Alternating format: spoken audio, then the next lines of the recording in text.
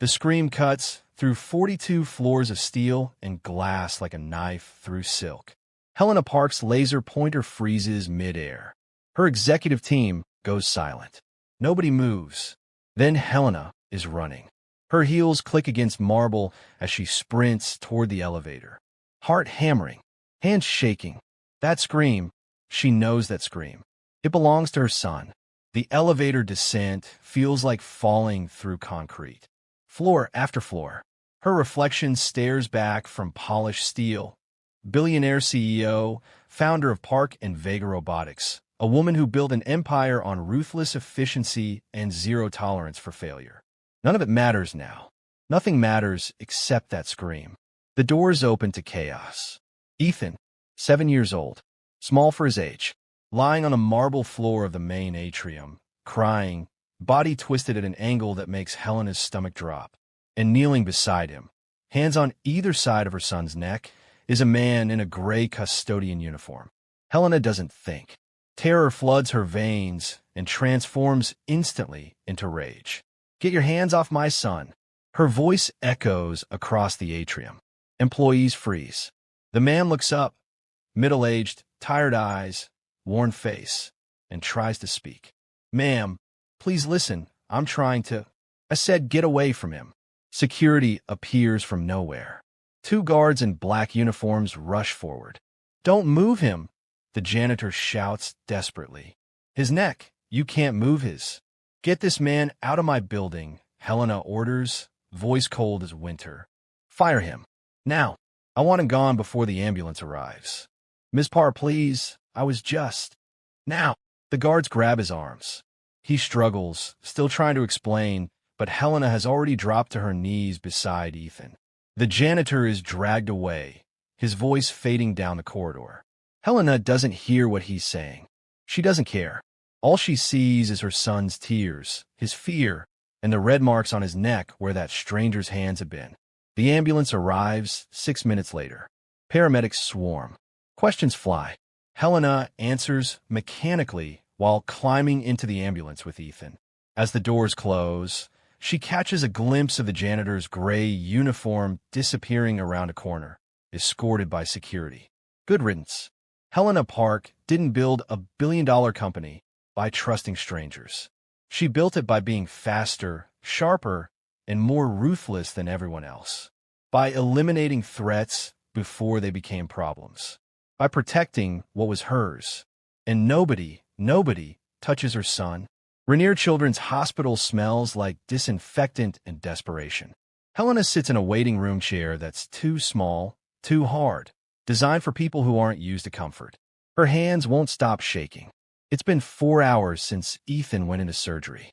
4 hours of watching doctors rush past with grim faces. 4 hours of overheard conversations she doesn't understand. Medical terms that sound like death sentences. 4 hours of replaying that moment over and over. The scream. The fall. That man's hands on Ethan's neck. She should feel vindicated. She protected her son.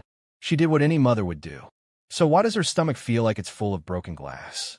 At 1:23 a.m., Dr. Patel emerges through double doors, still wearing surgical scrubs. Her face is unreadable. "Ms. Park." Helena stands so fast the chair scrapes backward. "Is he?" "He's stable. The surgery went well." The relief hits like a physical blow. Helena's knees almost buckle. "Can I see him?" "Soon. But first, I need to explain what happened." Dr. Patel gestures to the chairs. Helena doesn't want to sit. She sits anyway. "Ethan didn't just hit his head," the doctor begins. "The fall triggered something we couldn't have predicted. He has a congenital arterial aneurysm in his brainstem. It was undiagnosed. These things usually are until something like this happens. When he fell, the aneurysm ruptured." Helena's mouth goes dry. What does that mean? It means the fall could have killed him, or left him paralyzed from the neck down, or caused catastrophic brain damage. Dr. Patel's eyes are steady, professional, but there's something else there. Something that makes Helena's skin prickle. But it didn't. Do you know why? Helena shakes her head. Because someone stabilized his cervical spine immediately after the fall. They kept his head immobile, preventing any movement that could have severed the spinal cord or worsened the rupture. That stabilization bought us critical time.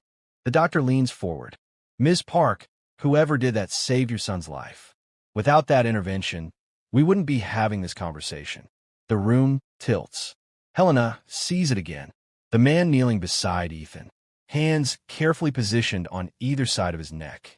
Not grabbing, not hurting, stabilizing. "Oh God," she whispers. The paramedics noted in their report that stabilization was already in place when they arrived. They said it was textbook, military-grade, first response. They asked me who did it. Dr. Patel pauses. "I was hoping you could tell me. I'd like to thank them personally." Helena can't breathe. The waiting room walls close in. She sees the janitor's face as security dragged him away. Sees him trying to speak, trying to explain. Sees herself silencing him with rage and authority. She fired the man who saved her son's life. Helena doesn't go home. At 6 a.m., she's in her office at Park and Vega headquarters, staring at her computer screen with eyes that feel like they've been scraped with sandpaper. Her hand trembles as she types the email to HR. The response comes 20 minutes later. A digital file. Personnel record for Luis Romero, age 54, custodial services employee since 2019. She opens it. The first page is standard, hire date, department assignment, performance reviews. All satisfactory, all unremarkable. The kind of file that belongs to someone invisible. Then she scrolls to employment history. Previous position, flight medic, 68W, United States Army. 2001 to 2017. 2 tours Iraq, 1 tour Afghanistan. Honorable discharge, asterisk, asterisk. Helena stops breathing. She keeps reading, each line a punch to the gut. Specialized training, combat trauma response, emergency spinal stabilization, field surgery, crisis management under fire. Commendations, Bronze Star, Army Commendation Medal, Combat Medical Badge. Reason for career change, exit interview, 2019. My wife Marisol was diagnosed with early onset dementia at age 51. I needed a position with flexible hours and comprehensive health insurance to cover her care costs. The custodial role provided both. Helena closes her eyes.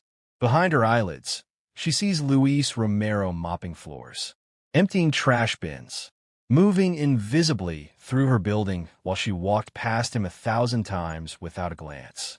A decorated combat medic working as a janitor to save his dying wife. And when he did what he was trained to do, what his instincts and years of saving lives under enemy fire had prepared him for, she called him a threat, had him dragged away like garbage. Helena's hand moves to her phone, then stops. What does she say? "I'm sorry I destroyed your life. I'm sorry I saw you as less than human." She looks at the address listed in his file. Tacoma, 40 minutes south. She grabs her keys.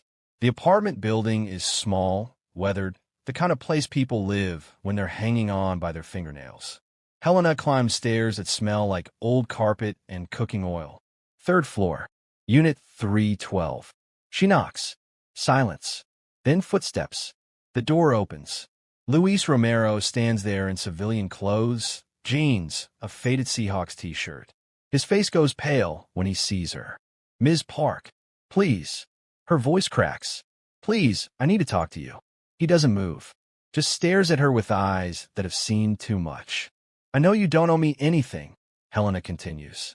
"I know I have no right to be here. But please, 5 minutes." Something shifts in his expression. Not forgiveness. Not even understanding. Just exhaustion. He steps aside. The apartment is small but immaculate. Pictures on the walls. Luis in uniform, younger, smiling. A wedding photo. Family gatherings. And in a recliner by the window, a woman sits staring at nothing.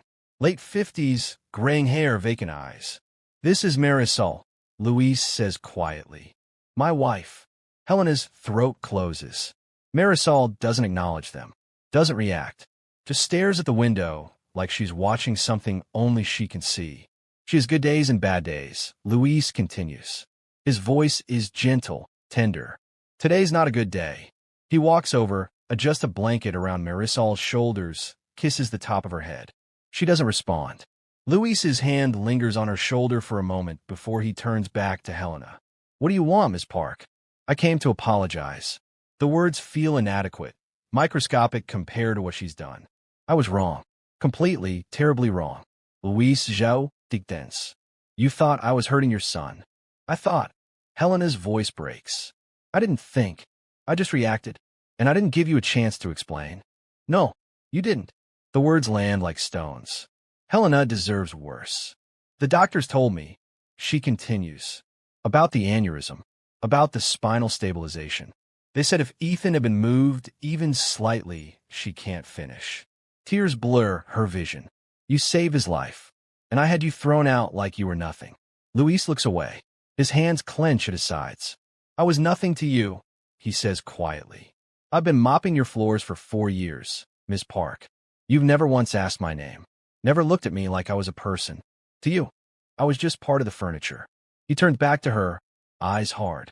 So yeah, when your son fell, and I did what I was trained to do, you saw exactly what you always saw, someone who didn't matter touching something that did. Each word is a scalpel. Helena feels herself bleeding out. You're right, she whispers. You're absolutely right. I didn't see you. I didn't see any of the people who make my company run. I just saw what I needed from them. She wipes her eyes with the back of her hand. But I see you now, and I'm asking, begging, for a chance to make this right. Luis laughs bitterly. You can't make this right. You can write me a check, sure. Severance pay, whatever makes you sleep at night. But you can't give me back what you took. No, Helena agrees. I can't, but I can offer you something else. She pulls a folder from her bag, sets it on the coffee table between them. Director of Emergency Readiness and On-Site Response. New position. You'd train every single employee at Park and Vega. Warehouse workers to executives. In trauma response, crisis management, medical intervention. Full salary, full benefits including premium coverage for Marisol's care. And back pay for every day you were wrongfully terminated. Luis stares at the folder like it might explode. Why would you do this? Because you saw my son as a person who needed help. Not as Helena Park's son. Not as the CEO's kid. Just as a 7-year-old boy who was hurt. Her voice shakes. And because I need people like you in my company more than I need people like me.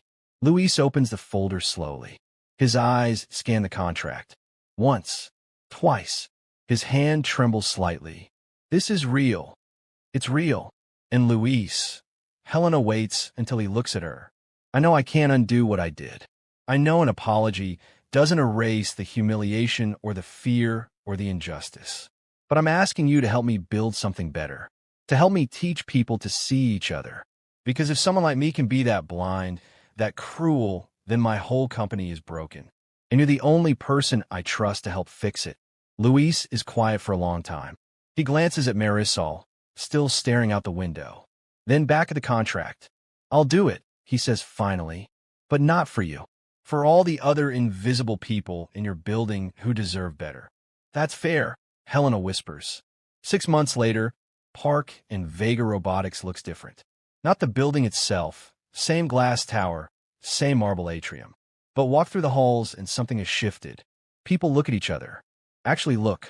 In a training room on the 3rd floor, Luis stands before 30 employees, engineers, accountants, marketing staff, demonstrating spinal stabilization on a practice dummy. Panic makes you stupid, he says, voice calm and authoritative. But training makes you calm. When that kid fell in front of me, I didn't think about being scared. I didn't think about consequences. I just acted, because I'd done this hundreds of times. He adjusts the dummy's head carefully. You don't rise to the occasion. You fall to your training. So we're going to train until this becomes muscle memory. In the back of the room, Helena watches. She started something new, Human Story Fridays. Every week, one employee shares their hidden past. The warehouse supervisor who'd been a concert pianist. The CFO who'd survived homelessness. The intern who spoke 5 languages. People started seeing dimensions in each other they'd never noticed before. And Ethan visits Luis's office every Thursday after school. Sits on his lap while Luis shows him how to tie a tourniquet, how to check someone's pulse, how to stay calm when everything's falling apart. Just like this, buddy, Luis says, guiding Ethan's small hands. Tight, but not too tight. You're helping, not hurting. Like you helped me? Ethan asks. Yeah, like I helped you. Uncle Lou. Yeah. I'm glad Mom didn't stay mad at you. Louise smiles, ruffles Ethan's hair. Me too, kid. Helena stands at her office window as the sun sets over Seattle. Rain streaks the glass, city lights blinking to life below. On her desk, a new plaque has replaced the old one about quarterly projections and market dominance. Power matters less than the people you fail to see. A soft knock. Luis appears in the doorway, Ethan asleep in his arms. He passed out during CPR training, Luis says with a grin. Figured you'd want him back. Helena crosses the office, takes her son gently. Ethan mumbles something in his sleep, settles against her chest. She looks at Luis. Thank you. For everything. Luis nods. He's a good kid, Miss Park. Helena. Please. Just Helena. He's a good kid, Helena. Luis leaves quietly. Helena sits in the corner chair, not behind her massive desk, but in the small space where the light is softer. She holds Ethan close, feeling his breath against her neck, his heartbeat steady and strong. For the first time in years, she's not checking her phone, not reviewing reports, not thinking about tomorrow's meeting. She's just here, fully present, holding the thing that matters most. She almost lost him, almost lost everything, because she'd been too powerful, too important, too blind to see the hero standing right in front of her. The day she fired the janitor for touching her son was the day her world shattered. But the day she learned the truth was the day she started seeing people again. And that made all the difference. If this story moved you, hit that subscribe button and share it with someone who needs to hear it. Drop a comment telling us about a time someone invisible made a difference in your life. Because everyone has a story worth seeing. Everyone matters. And sometimes the people who save us are the ones we never thought to notice. Until we do.